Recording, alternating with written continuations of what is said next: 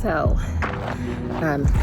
I had an impromptu, ridiculously overpriced emergency therapy session with my former psychiatrist.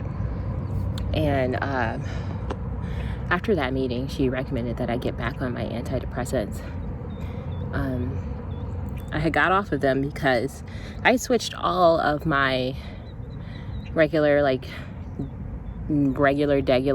practitioners and stuff, and like my OBGYN and stuff, to African American women, just based off of personal preference and health disparities and things of that nature.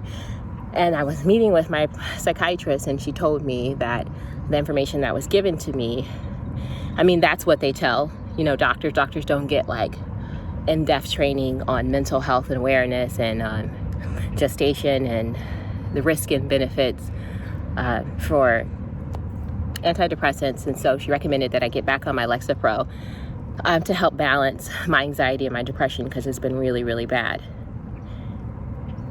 And I do think it's a good idea. I'm definitely going to get back on my medication, since I decided that I'm not ready to try again for this next cycle. I'm not ready. I'm not in a place.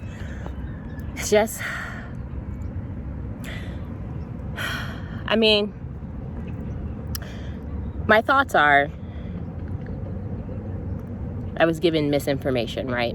Not misinformation, but basically, for my best outcome of health, getting off of my antidepressants was necessarily not the best idea, but my physician told me to. And I was not in touch with this psychiatrist anymore because it's really expensive. It's like $300 per session out of pocket. And she definitely encouraged me to reach out for a second opinion, which I plan.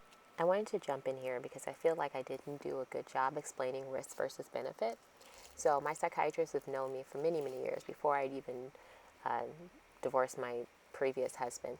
And she knows how severe my anxiety and depression can be, and she feels like it was a disservice to be removed from my SSRI, because she feels like the risk does not outweigh the benefit that it does for me. My anxiety and depression can be pretty severe. Most of the time I won't eat, I don't sleep well, I'm up in the middle of the night. And since there are no gold standard studies based off of antidepressants in humans, because you can't do that, based off all the knowledge and all the studies she sees, she feels like it's in my best,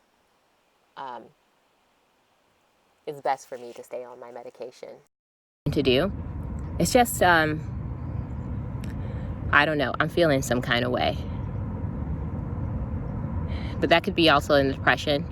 She told me that she believes that what I'm experiencing, yes, it has a lot to do with grief, but she thinks a lot of it has to do with like anxiety and depression as well, because I'm not eating, my anxiety is really high, things like that.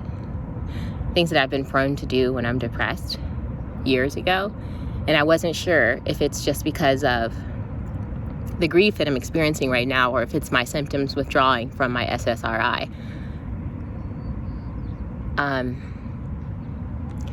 I am supposed to be doing therapy weekly. She wants me to do therapy weekly. And so I have a therapy appointment next Monday.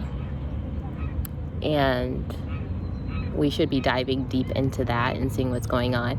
But one of the most important things that I need to do is to remember to practice patience and be kind to myself. It doesn't help if I'm beating myself up for stupid shit like, I'm feeling fat today. Of course I'm feeling fat. I can't work out. The air quality has just gotten good enough to where I was able to come out for a run, but we were in the house all weekend because of fucking Sonoma and Napa fires. So it's just a shit time right now. And if I'm not gonna be trying this next month or anytime soon to conceive, then I might as well get back on my SSRI. So that's what I'm doing. And it kind of feels like I kind of feel like I'm giving up or giving in.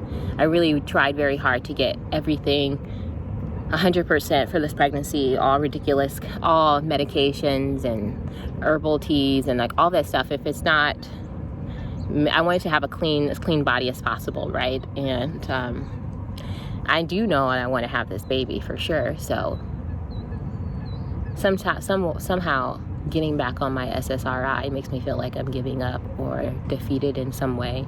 And I know that that's not true. And she told me to think of it as any other kind of medical condition, like if a woman wanted to, like with my diabetes and my insulin, it's just like another thing to help make sure that I have my body as well. And she said that if, my cortisol levels will be going up, and it's just a whole bunch of stuff, I mean, there's so much you can go into it, and obviously I'm spiraling into just madness and ridiculousness.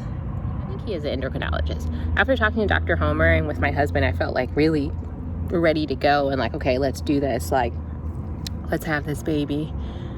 But I'm not in a place mentally for it. And with all the hormones and everything that comes with it, I just think I should be in the best position and the best mental health and the best place to have this like I was before, so I could be excited again. And a pregnancy should be something to be happy, excited for, and not just something to do willy-nilly. And I'm just not in the place for that. And so I think coming to terms with it on my own is the hardest part. Of like, I was in a really good place and I was really excited for this baby, and it didn't happen. And now I'm not in that place anymore, and I'm not in that place to continue. And that bums me out. But I just have to proceed. All right. Let's say goodbye to all this beautifulness and take my ass back home. But it looks so nice.